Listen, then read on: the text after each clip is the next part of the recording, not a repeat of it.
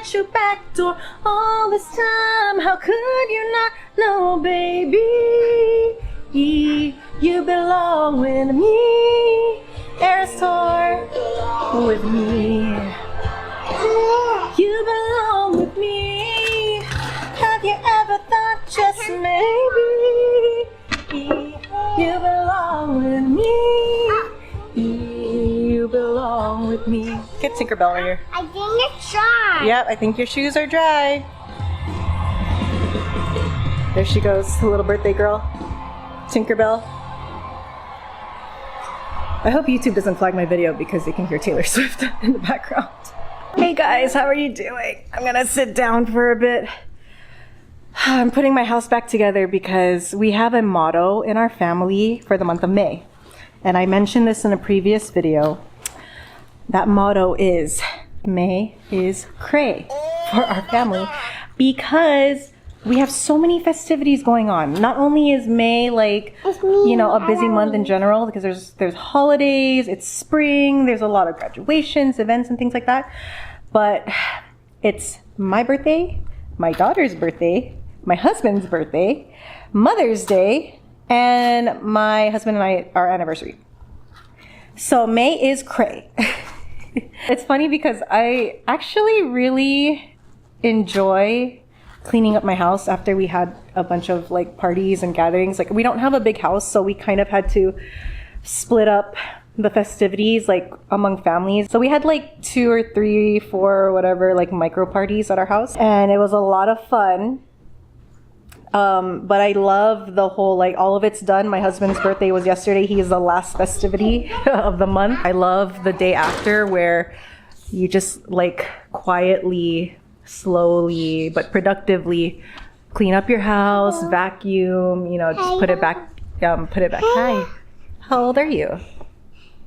Oh, I don't know. You don't know yet. It's okay. You're 3. I'm right here. Yeah. It's me, Eloise. Yeah. Which I have to say I'm like super proud of that. Before, I recognized I had so much frenetic energy to do things. So even if I had to put my house back together after a bunch of festivities and parties and things like that, there would be such urgency and such haste, but for no reason. You know, like the frenetic energy was there. But now I'm much more aware that I want to change that pattern. So I'm going around and I'm just cleaning up my house, but it's coming from a very like soft, slow, relaxed place. But yet you're still just as productive, if not you're even more productive, and you're just getting more done. And you're like, oh, I was just kind of burning my adrenals, like burning them up by just having this added frenetic energy that didn't need to be there because it didn't help to make me more productive. So anyway, I wanted to make a video to touch base with you guys. If you're new here, if you happen to get through that intro, my name is Leanne, and my spiel is that I am documenting my recovery from... Oh, look at the princess. She got so many princess dresses, hand-me-downs from my niece, and she has just been loving it. It's been keeping her busy. What was I saying? If you happen to stumble on this video, my name is Leanne, and I've been spending the last 3.5 years recovering from chronic illness using a mind-body approach, aka brain retraining, aka neuroplasticity, aka completely changing up my entire life, changing up my entire mind, heart. That's why I started a business called Heart-Minded Living Company. I don't know what, or Heart-Minded Living Co. It's a brand. I don't know exactly what it will entail. I'm kind of just building it and building the pieces in conjunction with this journey and sharing all the wisdom, sharing all the nuggets and all that stuff. So if you're into that stuff, welcome. Thank you for being here. If you're not into that stuff, you're still more than welcome to be here. Come hang out, come learn. Because this is like life. This is real life stuff. This is the secrets of life. Is learning how to recalibrate, reprogram your subconscious brain, your conscious brain, and your nervous system as a byproduct. This channel, to be honest, you guys, this is like all the mind-body channels. This is like the deep secrets of life that people don't really know about. So welcome. I wanted to touch base because I wanted to give an update about my last video that I posted about going to the Warriors versus Timberwolves, game 4 playoffs, where unfortunately they lost, and they lost the series, but you know, it's okay, whatever. It's water under the bridge. I wanted to make a follow-up video because I wanted to talk about adjustment periods. If you don't know what an adjustment period is, it's coined by CFS Recovery, Miguel Bautista, all of that. Yep, I've been studying. I know all the mind-body people basically on this journey. I've just been like studying them. I've done a few programs. I've done a few courses. I haven't done CFS Recovery, but I've watched their stuff. So, adjustment period. It's a time when you do increase physical, mental, whatever stimuli to the brain, to the nervous system. And so your nervous system, because it got hit with a bigger load, a bigger allostatic load, stimuli, whatever, it's going to adjust. So it's going to kind of have a little freak out, right? Because it's recalibrating, it's adjusting, it's trying to integrate that added stimuli and just kind of figure out what to do with it based on your response. If you're in the mind-body space, you understand this very well. Oh, I definitely had an adjustment period after that game. So I did pretty well the day after I made a video. That's when I made that last video. And here she goes. She's always changing. Girls are fun, by the way. But for the following 3 days after, absolutely had an adjustment period. It's hard to say because it's not like the symptoms flared up. But it was more so, it felt like when you work out or when you go on a long bike ride and your muscles are sore and fatigued the next day. That's kind of what it felt like. My nervous system, my nerves throughout my whole body just felt sore, frazzled, vibraty, and just it was pretty uncomfortable. Not brutal. I was still able to do everything I needed to do, right? Like if you follow, I always reference them, the Mindful Gardener, Helmet and Sam. If you follow them, they're always talking about keeping to a routine. And one of the benefits of being a parent to young children while on this recovery journey, as hard as it is you have a routine. Because kids need to wake up, they need to eat, they need to go to school if you take them to school. They need to be picked up from school.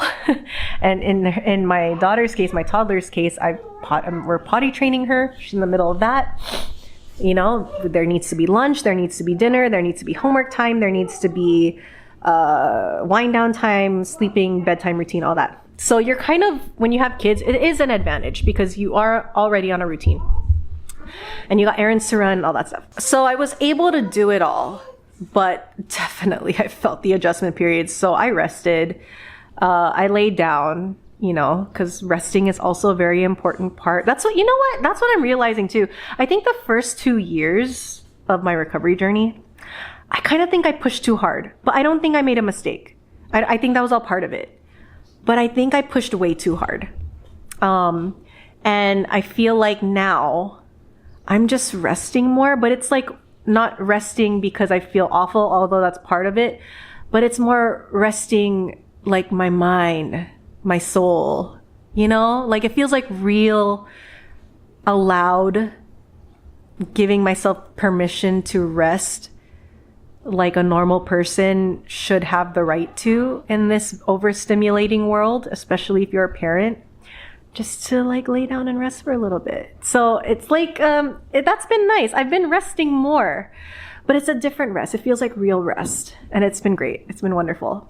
And I realize I'm in a very privileged place to be able to do that because fortunately I'm in a position where I don't need to work right now, a job like a 9 to 5 like I used to. However, I will say if you are a stay-at-home mom, I don't care if you got 1 kid or 10 kids, it is a lot of work. It is, let's be real. If you're a mom, you're working, in my opinion.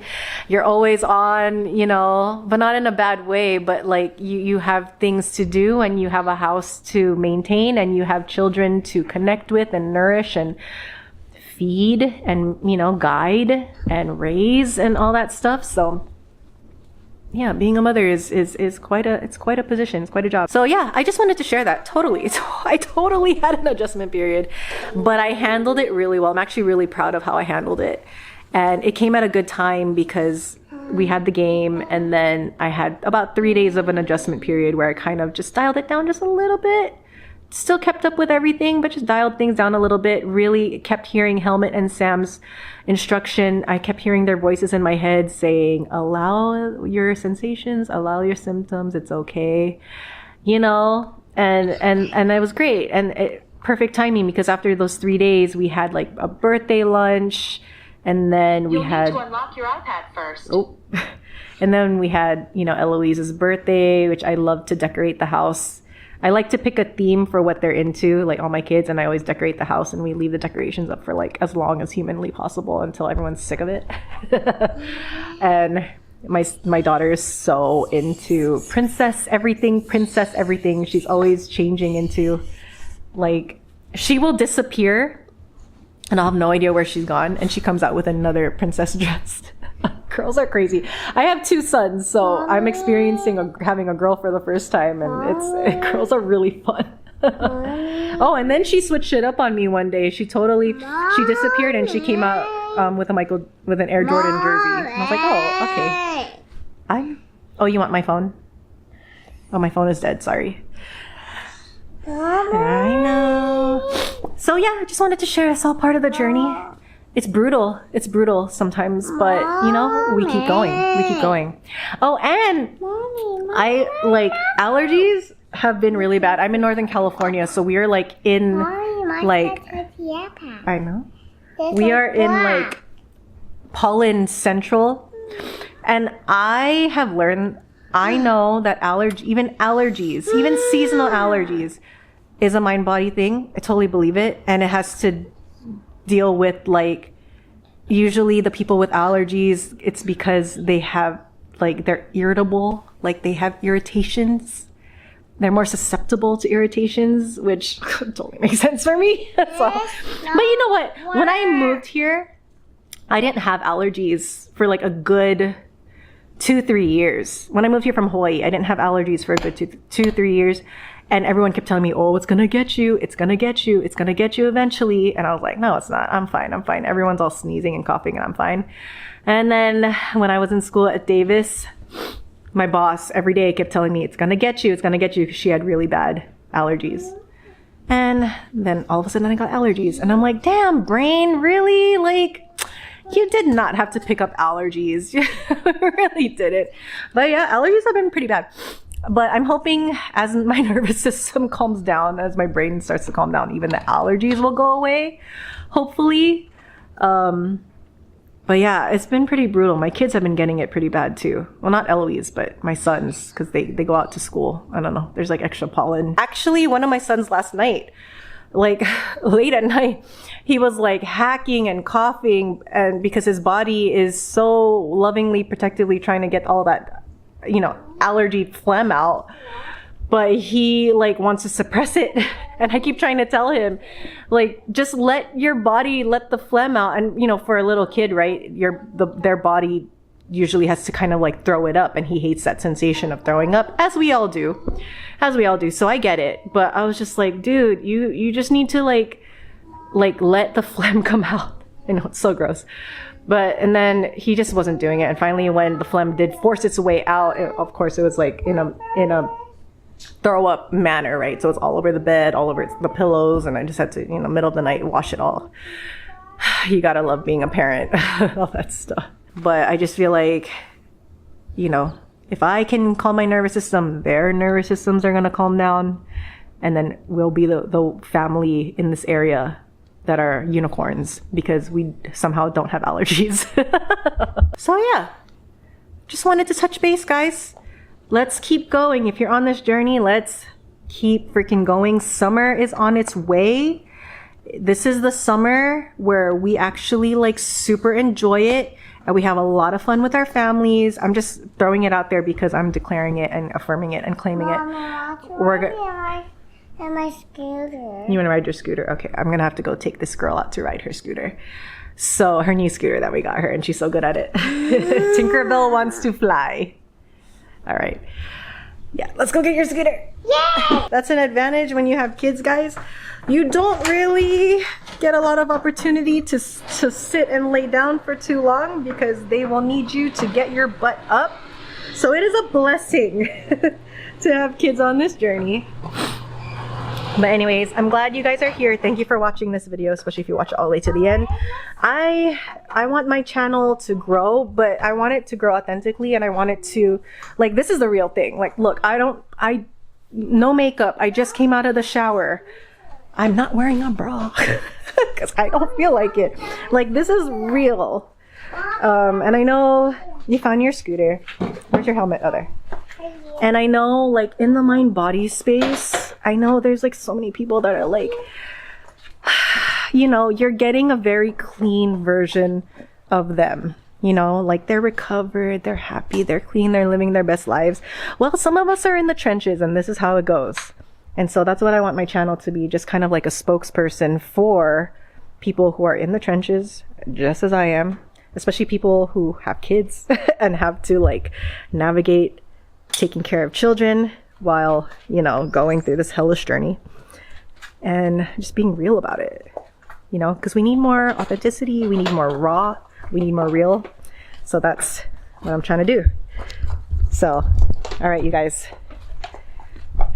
I love you. Thank you for watching. I'll catch you guys next time.